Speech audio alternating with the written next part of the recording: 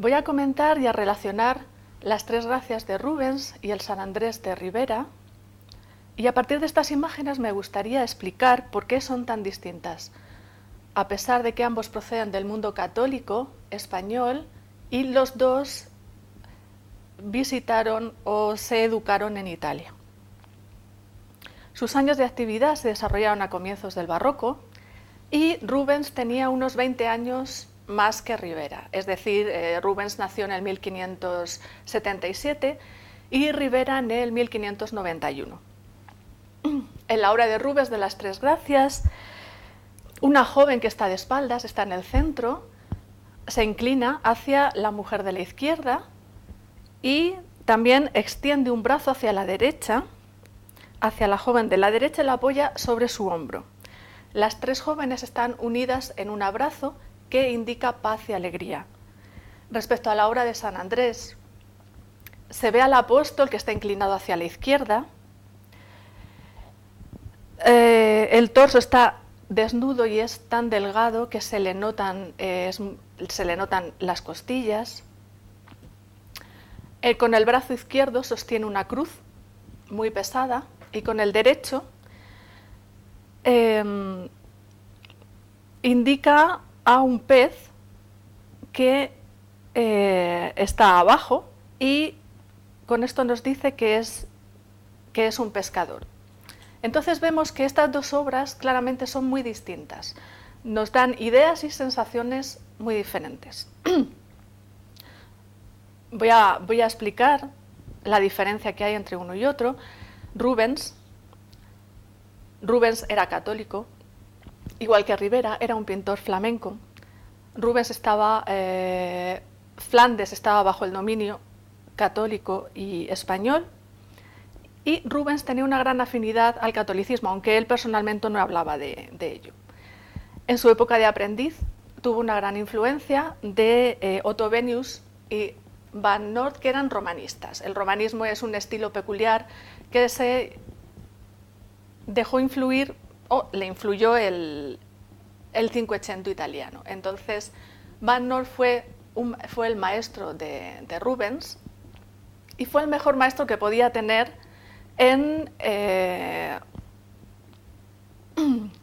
esos años y en Flandes. Le insistió para que fuera a Italia y que se formara, y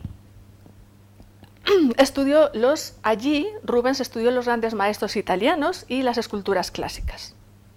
Rubens viajó por toda Italia, estuvo en Florencia y en Venecia, y también copió a los pintores y obras y esculturas de Miguel Ángel y también de pintores anteriores a él, como Rafael, Correggio, Rafael, Tiziano, Tintoretto, incluso Caravaggio.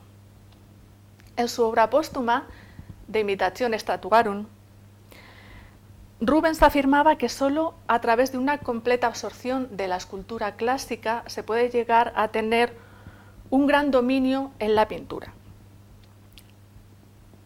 Y a lo que hay que llegar es a que no sean grupos de mármol, que no parezcan grupos de mármol, sino que sean más bien, parezcan más bien animados, que se vea que son grupos escultóricos pero animados.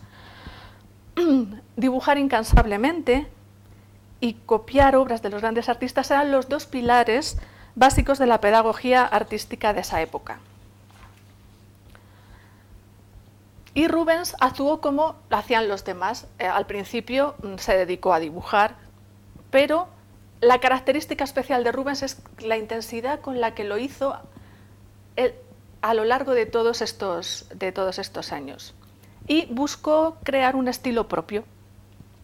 Él no buscaba la universalidad de los modelos, sino que anhelaba más bien,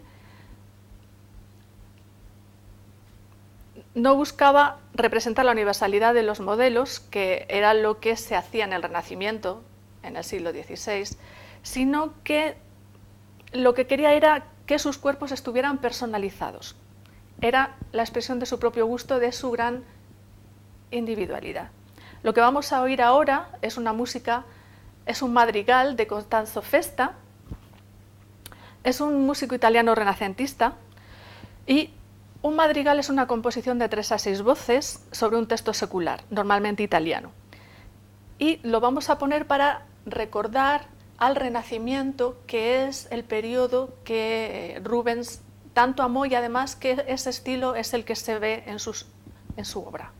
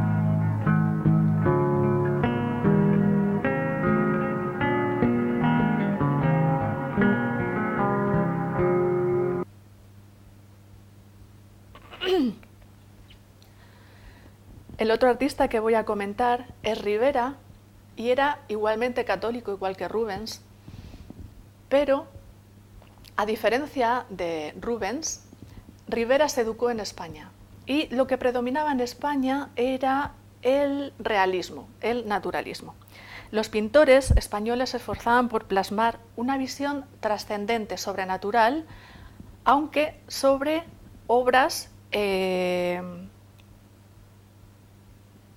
más bien en la que los personajes se refieren a aspectos naturales, a cosas naturales.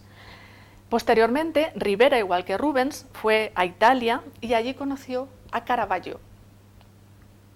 Caravaggio, en unos momentos en los que reinaba la serenidad renacentista, nos encontramos con que aparece Caravaggio, que es un pintor que influyó en Ribera porque compartían el gusto por el realismo y el tenebrismo, que es un afán especial por crear luces y sombras. El mismo Caravaggio en 1603 comenta que él solo consideraba que era una persona de valía, un pintor de valía, aquel que sabía imitar bien las cosas naturales. Ribera debió estudiar también obras renacentistas venecianas y también de Correggio y Parmigianino, pero debía conocer bien la pintura de Caravaggio. El hecho de vivir en Italia hizo que Ribera también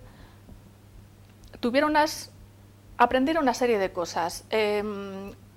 Pintó temas mitológicos, dominó el grabado y, a diferencia de Caravaggio, sus volúmenes eran más bien ásperos, no planos como Caravaggio, sino se veía la rugosidad de la piel, y su dibujo tiene una gran maestría, porque en Italia existían muchos artistas con una gran capacidad de dibujo.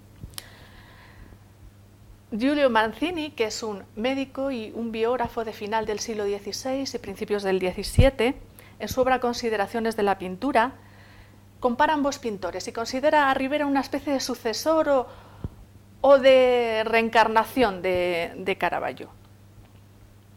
La insistencia en comparar Caravaggio de Mazzini hace que pensemos que, en cierta manera, a Mazzini le fascinó Ribera tanto como Caravaggio, y que además Ribera debía tener una gran importancia en la segunda década del siglo XVII. Este testimonio refuerza la impresión de que Ribera tenía mucha importancia en Roma y entre los coleccionistas italianos. Vamos a escuchar una obra que es de principios del siglo XVII, es de la época de Caravaggio. Vamos a recordar al espíritu de Caravaggio, que tanto influyó en Ribera, igual que Costanzo Festa influyó en Rubens, y es Claudio Monteverdi.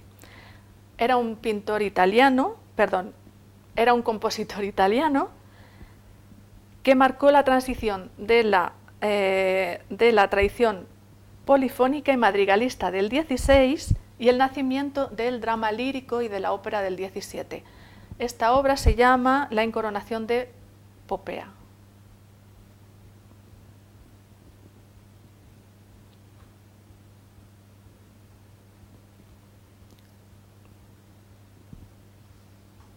Eccomi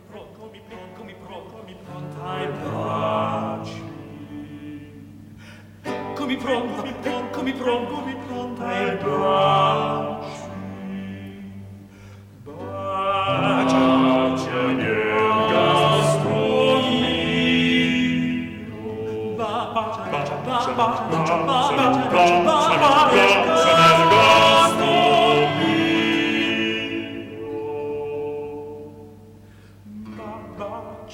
Bacia in guisa, e coi denti mordanda. Bacia in guisa, e coi denti mordanda.